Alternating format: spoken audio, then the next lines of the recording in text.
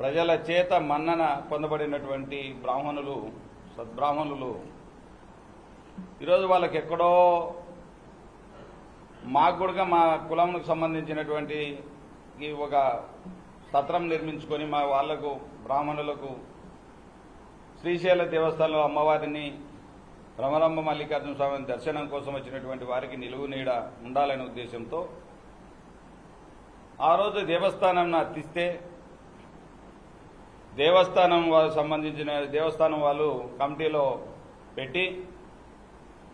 95 సెంట్ల స్థలాన్ని కేటాయించడం జరిగింది. 95 సెంట్ల స్థలాన్ని కేటాయిస్తే రోజు బ్రహ్మాండంగా చాలా మందికి ఒక బ్రాహ్మణులకే కాకుండా బ్రాహ్మణేతరులకు కూడా ఈరోజు వసతి ఇవ్వడమే కాకుండా అన్నదానం కూడా చేయడం జరుగుతూ ఉంది. దీన్ని కాలక్రమేణా ఆ రోజుల్లో రోడ్లు లేని సమయాలలో, రోడ్లు లేని కాలంలో బస్సులు తక్కువగా తిరుగుతున్నటువంటి కాలంలో శ్రీశైలానికి ఆ రోజు పాదయాత్రగా వెళ్లే భక్తులకు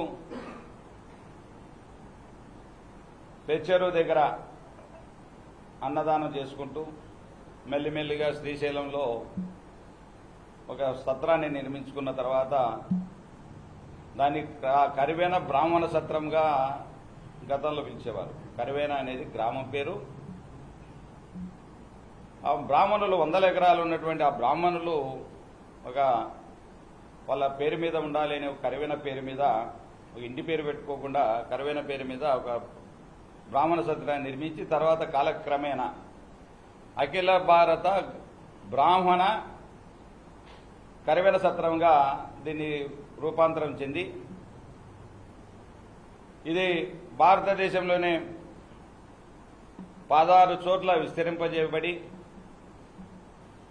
ఎన్నో చోట్ల రామేశ్వరం కావచ్చు, కాశీ కావచ్చు, ప్రయాగ కావచ్చు, షిర్డీ కావచ్చు, ఎన్నో చోట్ల ఇటువంటి బ్రాహ్మణ సత్రాలు ఒక 16 శాఖలుగా ఏర్పడి ఈరోజు అన్నదాన సత్రాన్ని బ్రాహ్మణులందరూ కలిసి కూడా ఐకమత్యంగా జరుపుకుంటున్నారు.